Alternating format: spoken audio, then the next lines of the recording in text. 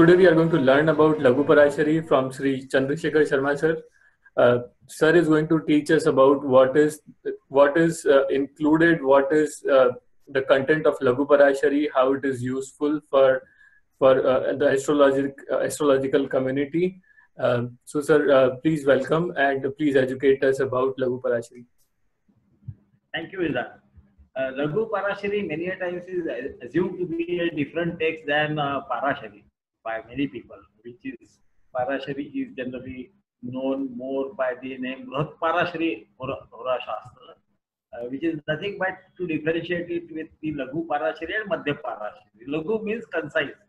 Like we have Laghu Jataka of Varahamihira, and there is also Laghu Jataka by Varahamihira. So when something a very important topic is taken out from a main text and then elaborated upon so that astrologers understand it better. This happens in all Vedic sciences. Then the nomenclature, rather the prefix of Laghu is given to make you understand that this is a concise thing, but this expands on a particular part of it. So, actually, author of Laghu Parashari is not known, but there is a Madhya Parashari. Now, Laghu Parashari is known as Uru Daya Pradeep. Uru means nakshatra, Daya refers to the dashas, and Pradeepa means illumination on the way nakshatra dashas operate or how to interpret it. That is the precise meaning. Madhya Parashari refers to, it's known as Uru Marga. So, Uru Marga, and this thing is not different, but that says that it is written by Venkatesh, one Venkatesh, who is son of Yajnanarayan. And whereas in Laghu Parashari there is a logical progression of the shlokas. Madhya Parashari sometimes has, sometimes the order doesn't appear to be correct, and some shlokas come from Laghu Parashari itself. So perhaps it was a different text written by somebody, elaborating upon certain different aspects of Parashari. But both the things contain basically all the shlokas barring the first two, where, as you can see, the first shloka talks about the author having learned the Parashari Hora Shastra, and that he is telling about, so this the first one is Siddhantam Upanishadam. This is a prayer, and he says that I have understood everything. We worship the one whose lips are red, etc., etc., which means goddess of learning, Saraswati. So he is talking about something which we need to learn. And then the next shloka, the shloka 2, makes it very clear. He says, Vayam Parasharim Horam Anusrute Yatha Matim Urudaya Pradipakya Kurmo Deva Vitat. This is, I am creating, I have studied the Parashari Hora, which we nowadays call to, what is happening? My internet connection is unstable. It is saying, are you able to hear me? Yes, yes, I am able to hear you. Yeah. So, what he is saying is, I have already understood the, to the extent of my intellect, the Parashari Hora, which we now know as Parashari Hora Shastra, and to enlighten the astrologers, I am creating this text, which will be called as Urudaya Pradeep, light on the nakshatra. Then, as you go to the next slide, you will again see his. So here, my suggestion is about what is to be used. But you will also see a slide where what is said is, I think it is perhaps the third shloka in regular position, where what is being said is Palari Nakshatra Dasha Prakarena Gurun Mahe Dasha Vishottari Chatra Draya Nashtottari. What is he saying is that even Parashara says that in Nakshatra Dasha, when we talk about the Uru Dasha, the Nakshatra Dasha, that is position of dashas arriving out of moon's position in particular nakshatra at the time of birth and running according to that. Vishottari dasha should be taken into consideration here. And he perhaps is indicating that Ashtottari would not fit this parameter because one of the planets is missing in Ashtottari dasha. As we go ahead, you will understand that. So having said this, now when what is the use of nakshatra dasha? What is dasha? Dasha is a period of influence of certain planets. Now, general assumption is that if a malefic planet's dasha is running, it is always bad. If a benefic dasha is running, it is always good. Now, here he is saying that it doesn't operate like that. Here, functional nature of the planets is very important. Not only that, there are certain exceptions, certain additions to all those rules, and those have been already told by sage Parashara, and he is trying to give it to the astrologers to focus more upon. Now, having said that, my suggestion, as you can see, I would like to tell the astrologers that if you want to get the correct results of dasha interpretation, then it is better that year definition should be taken as 367 days. The reason is not that I want to be something other than what is the traditional thing. No, it is traditional. If somebody reads the way dashas are to be calculated, which is given in Laghu Parashari, then you will understand that the talk is about dividing by 30 and about 120. And so what is being talked about is 12 months of 30 days each. And Savan, in my book and other things, I have already given where Narada has said what for Savan days are used. They are used to be used for prediction. So what happens is when we use 365.2425 days, what is nowadays done, forgetting that this came in after Gregorian calendar, the dasha order changes, especially as you age more, the difference becomes larger and larger. As you can see here, about 5 days difference, 4 to 5 days difference would be there every year, but this goes on nothing. Then planetary positions that should be selected should be apparent and geocentric. The reason is the way time and degrees were calculated in the ancient times. They used to erect a Shanku.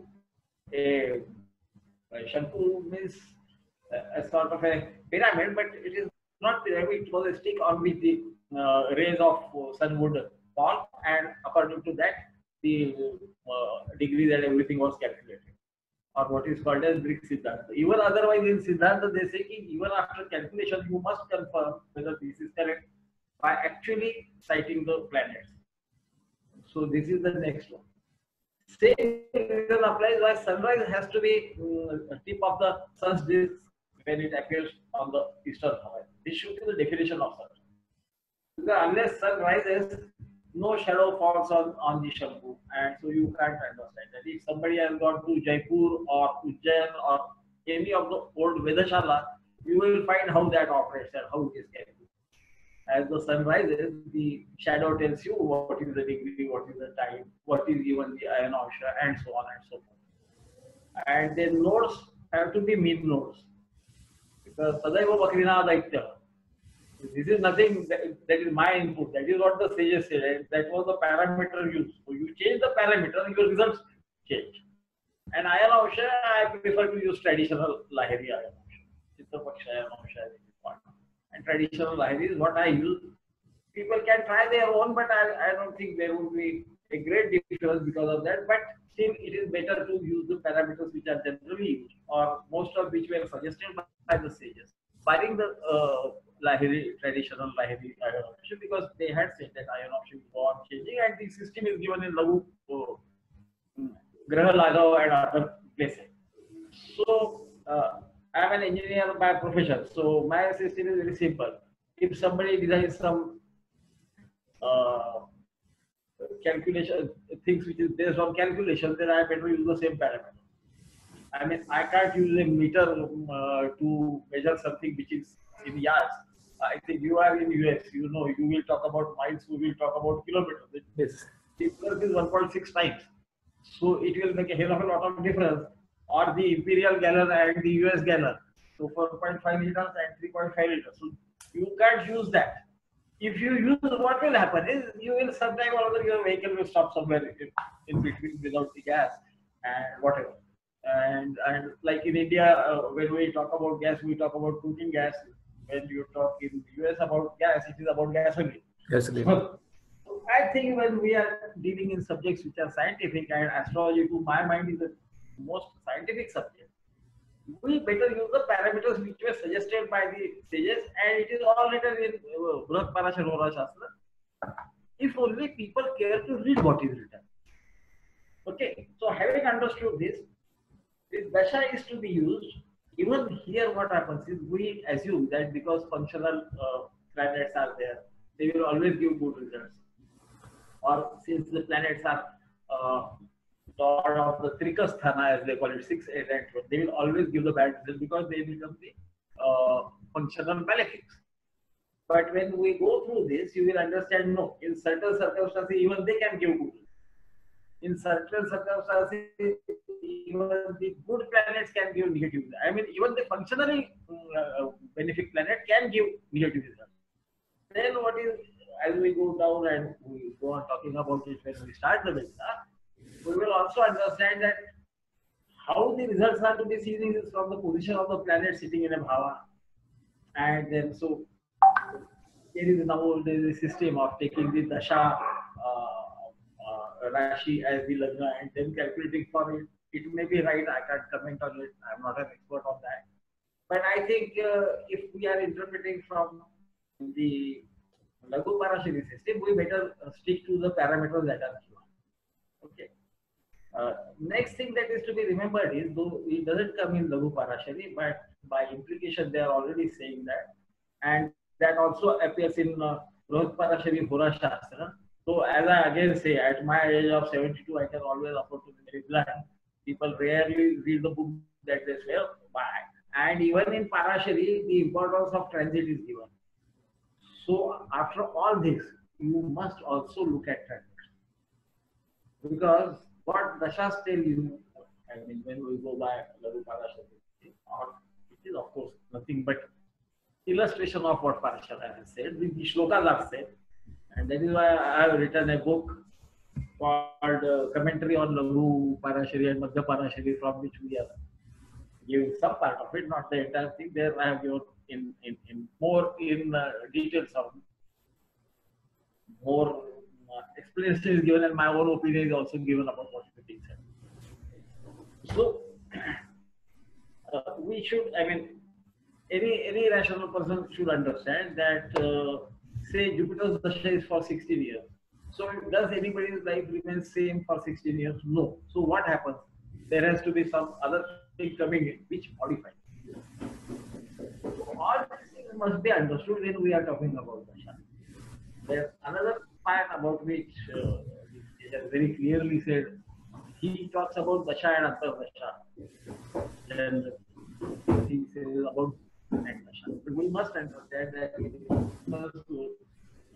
people were expected, or students were expected to use their gray cells, and so consequent dashas is what is being made. So they will say that if it is a benefic planet, it cannot give benefic results within the same dasha and his own antardasha. So that also applies to antardasha, pranadasha, or sukshma dasha level, 2 consecutive levels of a good dasha will give the result. So this is what Vishuttari Dasha and its expression about Laghu Parashari is. And Laghu Parashari is very important, but only if people try to understand the essence of it and what is the theory behind it, instead of just going by what is being said word by word, because those 2 shlokas have always different connotations, different meanings. As we will go into the course, we will understand that sometimes certain things appear to be contradictions, but they are not contradictory when we go ahead and look at it. Okay. So, and in most of the slides, I have restricted myself to dasha and antardasha level only. But as a matter of fact, for finding something at a particular point of time, you might have to go to their dasha. And so, anybody who can absorb what is being said, the essence of Laghu Parashari, to my mind, would be able to understand what is likely to happen in a dasha. One must understand dashas are indications of whether something good is going to happen in a bhava or something bad is going to happen. They are primary indication. And so wherever the dasha lord is aspecting, so which bhava he is connected with will always go on modifying the So you are after this.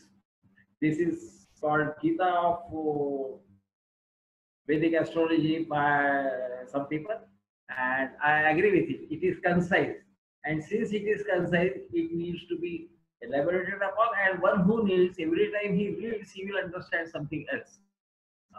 Same happens with Gita. Initially, you start it like a war story, and then you sometimes laugh at what Lord is saying because the verbatim translation may be something else, and one has to think deeper and deeper and deeper. So this is Laghu Parashari, and I hope astrologers, young and old, will take it in the right spirit. Other dashas have other parameters. There are Rashi dashas. Parashari has told about all the types of dashas, but how they are to be interpreted is a different system. This is primarily about Nakshatra dasha, and even within that, as the second shloka of third shloka of Laghu Parashari tells you, it is more about Vinshottari dasha. Otherwise, what happens, because Nakshatra dasha is there, somebody would like to apply it for Ashtottari dasha. Then they will find that there are 9 planets are not considered in Ashtottari. Even in Shorashottari, either Venus goes away or Ketu goes away, and that is what happens in all the Nakshatra dasha. In Kala Chakra dasha, they talk about, they call it by Mangal Aries, like Mars Aries dasha. So you can't apply this principle blindly there. But if you absorb what is being said, I think any Nakshatra dasha could be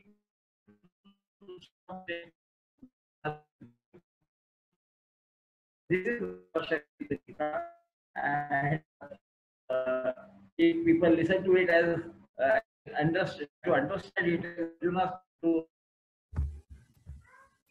Sir, your voice is breaking. 18 adhyayas. Sir, your voice is breaking. As I was saying that if astrologers take care to understand this in the right perspective and apply it logically, step by step, then they will be able to understand what will be the effect of dasha. It is always to be taken into consideration in connection with the chart, the dasha and the transit. Once you do that, there is no reason an astrologer should not be able to time events with fair amount of accuracy. I would say 60 to 70% accuracy is a good accuracy. So that I hope astrologers understand. Anybody claiming 100% accuracy has either not seen enough charts or is what we call variety. We call it economic mystery. So I wish all the best to the students who will be joining the webinar, and I take it in the right spirit, and it will certainly help. And I hope that it will help, and I would appreciate if they comment on how it goes, and if they like it. God is great. Thank you, sir. Thank you so much.